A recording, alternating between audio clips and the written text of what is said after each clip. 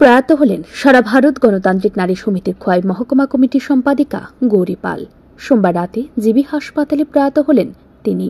মঙ্গলবার তার মৃতদেহ নিয়ে আসা হয় সিপিআইএম রাজ্য কার্যালয়ে। সেখানে তাকে শেষ শ্রদ্ধা জ্ঞাপন করলেন দলের নেতাকর্মীরা। প্রয়াত নেত্রীকে শেষ শ্রদ্ধা জ্ঞাপন করলেন প্রাক্তন মুখ্যমন্ত্রী মানিক সরকার, দলের নেতা পবিত্র কর, রতন দাস, ভানুলাল সাহা, নির্মল বিশ্বাস, নারী নেত্রী রমা দাস, কৃষ্ণা রক্ষিত প্রমুখ। নারী নেত্রীকে নিয়ে রাজধানীতে শোক মিছিল করলেন সিপিআইএম কর্মীরা। মিছিলে পা মিলিয়েছেন দলের নেতাকর্মীরা। এ বিষয়ে প্রতিক্রিয়া ব্যক্ত করতে গিয়ে নারী নেত্রী রমা দাস বলেন, খোয়াই মহকুমার একজন দক্ষ এবং নিষ্ঠাবান কর্মী ছিলেন গৌরী পাল। তিনি বামফ্রন্টের শাসনে খোয়াইনগর পঞ্চায়েতে চেয়ারপারসন ছিলেন। এরপর জেলা পরিষদের সদস্য ছিলেন। নারী সমিতির রাজ্য কমিটির সদস্য ছিলেন তিনি। খোয়াই বিধানসভা কেন্দ্রে বামফ্রন্টে প্রচার ও প্রসারে গৌরী পালের যথেষ্ট কৃতিত্ব ছিল। তার মৃত্যুতে খোয়াই মহকুমায় দলের মধ্যে একটা শূন্যতা তৈরি হয়েছে। তিনি দীর্ঘদিন অসুস্থ ছিলেন। জিবি হাসপাতালে এতদিন চিকিৎসাধীন ছিলেন। তার ব্রেন স্ট্রোক হয়েছিল।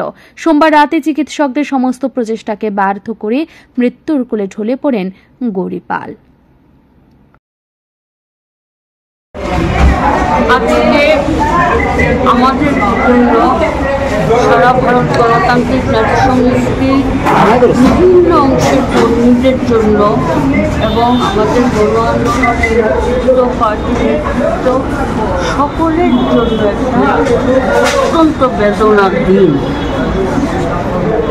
গতকাল রাত 8:30 নাগাদ আগরতলা জিবি হসপিটালে আমাদের সংগঠনের রাজ্য কমিটির অন্যতম গুরুত্বপূর্ণ সদস্যা কমরেড গৌরী পাল, খোয়াই মহকুমা কমিটির সম্পাদিকা এবং প্রশাসনিক কাজে তিনি একসময় জেলা পরিষদের সহসভাপতি ছিলেন, আবার খোয়াই নগর পঞ্চায়েতের চেয়ারপারসন ছিলেন।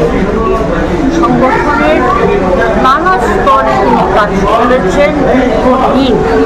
সব কিছু মিলিয়ে তিনি গতকালকে হাসপাতালে ব্রেন স্ট্রোকে মারা যান আকস্মিকভাবে।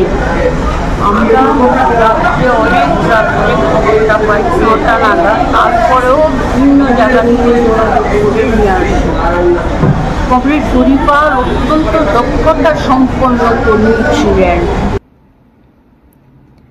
গৌরী পালের মৃত্যুতে সিপিআইএম দলের খোয়াই মহকুমা কমিটির কর্মীদের মধ্যে শোকের ছায়া নেমে আসে। কারণ দীর্ঘদিন ধরে গৌরী পাল এই মহকুমায় সিপিআইএম দলের প্রচার এবং দলের সাংগঠনিক শক্তি বৃদ্ধিতে কাজ করেছেন। তার এই শূন্যতা পূরণ করার মতো দলের মধ্যে নারী নেত্রী খোয়াই মহকুমায় নেই বললেই চলে। কারণ বর্তমানে শাসক দলের মধ্যেই রয়েছেন বেশিরভাগ মহিলা। ব্যুরো রিপোর্ট, ঋদ্ধি নেটওয়ার্ক।